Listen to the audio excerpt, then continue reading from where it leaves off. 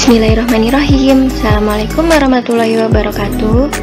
Kali ini kita akan membahas tentang materi kelas 10 semester 1, yaitu pendahuluan ilmu kimia. Pengertian ilmu kimia.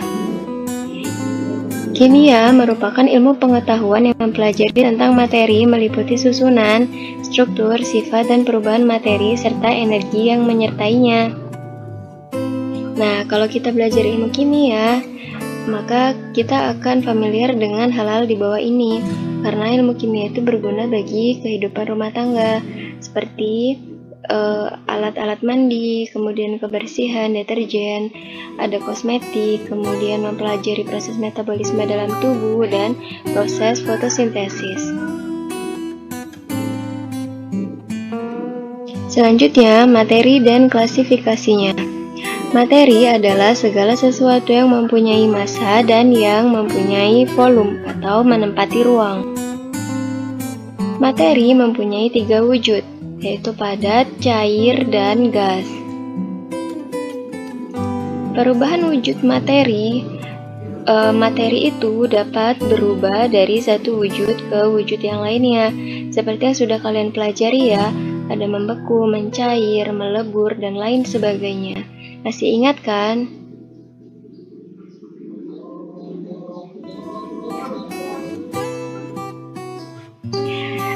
Nah, kalau membahas tentang materi dan perubahannya, tentu kita harus tahu ciri-ciri perubahan fisika dan perubahan kimia. Perbedaan dari perubahan fisika dan perubahan kimia yaitu jika perubahan fisika dia tidak terbentuk zat baru, sedangkan perubahan kimia terbentuk zat baru. Kemudian perubahan fisika terjadi perubahan wujud dan bentuk, sedangkan perubahan kimia terjadi reaksi kimia. Perubahan fisika, hasil dari perubahan tersebut dapat dikembalikan pada keadaan semula, sedangkan perubahan kimia tidak dapat dikembalikan pada keadaan semula. Biasanya perubahan fisika terjadi karena percampuran, pemotongan, dan pemecahan, sedangkan perubahan kimia terjadi karena adanya pembakaran, perubahan tekanan, suhu, pencampuran zat, atau adanya aliran listrik. Selanjutnya, perubahan fisika memiliki sifat yang masih memiliki sifat dari benda aslinya, sedangkan benda hasil perubahan kimia itu berbeda dengan sifat aslinya. Ini beberapa contoh perubahan kimia. Ada kertas yang terbakar, besi yang berkarat, dan buah-buahan yang membusuk. Sedangkan contoh dari perubahan fisika yaitu ada mencair, melelehnya lilin, kemudian ada air es yang membeku.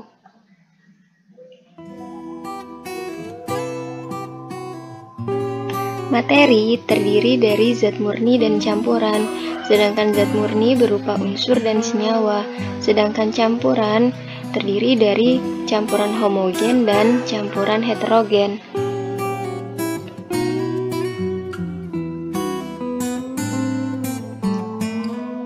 Materi dibagi menjadi 2, yaitu zat murni dan campuran. Zat murni hanya terdiri dari suatu zat saja. Zat murni dibagi menjadi 2, yaitu unsur dan senyawa. Unsur adalah zat dalam bentuk atom, seperti yang kita lihat di tabel periodik. Ada Na, Li, Cl, F,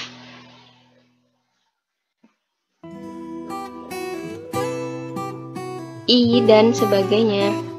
Senyawa ialah sebuah gabungan dari unsur yang menjadi sebuah satuan baru dengan sifat yang baru pula, misalnya NH3, HCl, dan lain-lain.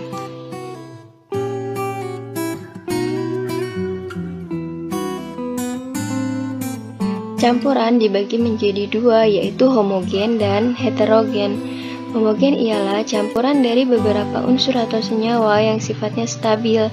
Misalnya, ketika kita membuat air gula dan air garam, campuran tersebut merupakan campuran homogen. Sedangkan heterogen ialah campuran yang sifat partikel terlarutnya besar, atau bahkan tidak bisa melarut. Contohnya campuran air dengan pasir. Banyak benda di sekitar kita yang dapat diklasifikasikan sendiri. Cobalah menggolongkan benda di sekitar Anda. Belajarlah dengan menyenangkan.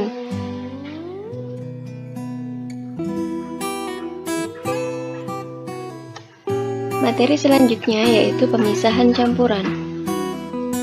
Campuran adalah materi yang tersusun dari dua jenis zat murni atau lebih dan masih memiliki sifat-sifat dari zat penyusunnya. Kebanyakan materi yang berada di alam ini tidak murni, melainkan masih berupa campuran, seperti halnya udara yang kita hirup setiap hari, sampai air laut yang berada di samudera. Udara sendiri terdiri dari beberapa macam zat seperti oksigen, nitrogen, uap air, dan yang lainnya. Sedangkan air terdiri dari air, garam, dan zat yang lainnya. Sedangkan air laut terdiri dari air, garam, dan zat yang lainnya. Nah, untuk memperoleh zat murni, kita harus memisahkan dari campurannya. Prinsip pemisahan campuran didasarkan pada perbedaan sifat-sifat fisik zat penyusunnya. Di antaranya seperti wujud zat, ukuran partikel, titik leleh, titik didih, sifat magnet, kelarutan, dan lain sebagainya. Berikut ini adalah beberapa metode dalam memisahkan campuran.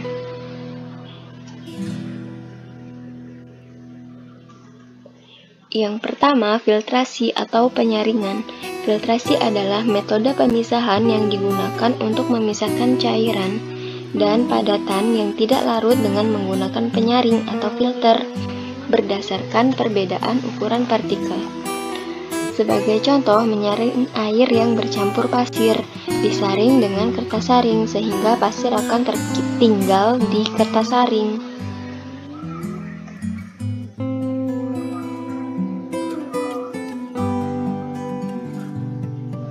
Yang kedua yaitu dekantasi. Dekantasi dapat digunakan sebagai salah satu alat alternatif sebagai filtrasi untuk memisahkan cairan dan padatan. Dekantasi dilakukan dengan cara menuang cairan secara perlahan-lahan. Dengan demikian, padatan akan tertinggal di dalam wadah tersebut. Metode jenis ini memang terbilang lebih cepat daripada filtrasi, namun hasilnya masih kurang efektif. Hasil akan menjadi lebih efektif bila ukuran zat padat jauh lebih besar, misalnya campuran air dengan kerikil.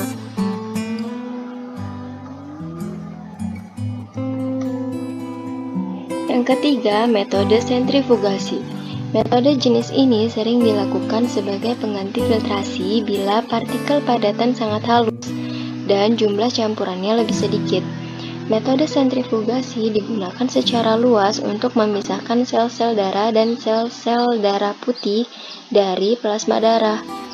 Dalam hal ini, padatan adalah sel-sel darah dan akan menggumpal di dasar tabung reaksi, sedangkan plasma darah berupa cairan berada di bagian atas.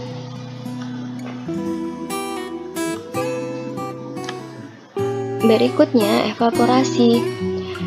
Jika kita ingin memisahkan garam dengan air, maka larutan tersebut tidak dapat dipisahkan dengan metode filtrasi atau sentrifugasi. Metode yang digunakan untuk memisahkan zat padat yang terlarut dari larutannya disebut evaporasi. Sebagai contoh adalah larutan garam. Larutan dipanaskan secara perlahan-lahan dengan uap air.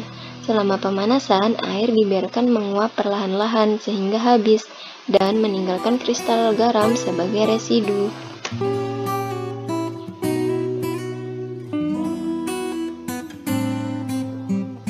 Berikutnya, metode pemisahan campuran yaitu dengan destilasi. Destilasi adalah metode pemisahan campuran zat cair dari larutannya berdasarkan perbedaan titik didih. Jika larutan dipanaskan, maka komponen titik didihnya yang lebih rendah akan menguap terlebih dahulu. Dalam kehidupan sehari-hari, proses penyulingan digunakan sebagai pemisahan air tawar dan air laut, pembuatan etanol atau alkohol, dan proses pemisahan minyak bumi.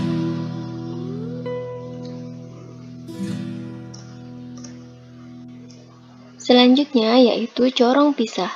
Campuran dua jenis zat cair yang tidak saling melarutkan dapat dipisahkan dengan menggunakan corong pisah lalu didiamkan selama beberapa saat sampai membentuk dua lapisan. Contohnya adalah saat kita akan memisahkan air dan minyak.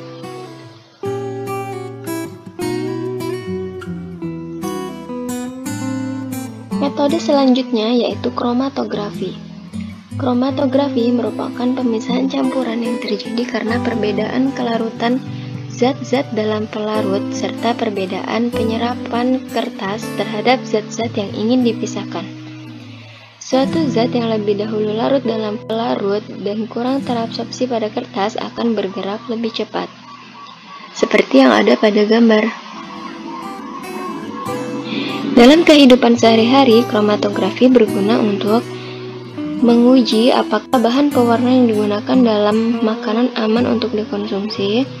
Yang kedua, untuk menguji tinta yang digunakan pada pemalsuan dokumen seperti surat, cek, dan giro. Yang ketiga, untuk menguji apakah terdapat obat terlarang dalam urin atlet atau penyalahgunaan narkoba. Yang terakhir yaitu memeriksa apakah pestisida yang terdapat pada sayuran atau buah-buahan masih dalam batas aman.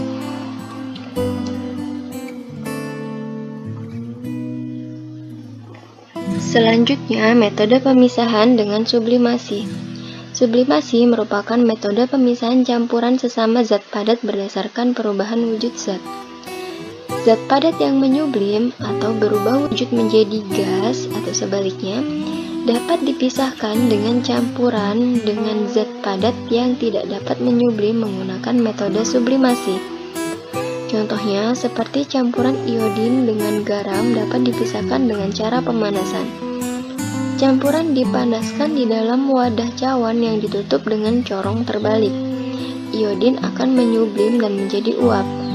Tapi pada saat menyentuh permukaan corong, uap iodin menyublim kembali menjadi padatan yang menempel pada permukaan corong, sehingga dapat dipisahkan dengan padatan garam.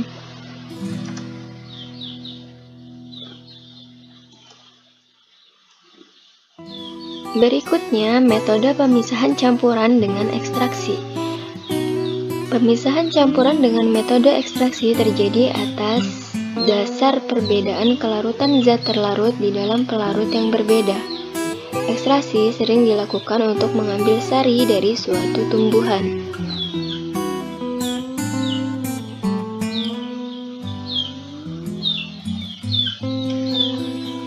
Yang terakhir adalah kristalisasi.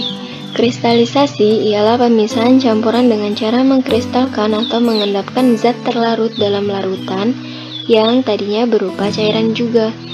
Biasanya kristalisasi ini menggunakan suhu rendah untuk membuat cairannya mengendap. Sedangkan kristalisasi ialah suatu proses kristalisasi ulang. Sedangkan rekristalisasi ialah suatu proses kristalisasi ulang. Misalnya, kita mendapatkan kristal, namun kristal tersebut belum murni. Untuk mendapatkan kristal yang lebih murni, dilakukan rekristalisasi. Rekristalisasi dilakukan dengan cara melarutkan kristal dalam pelarut, kemudian mengkristalkan kembali.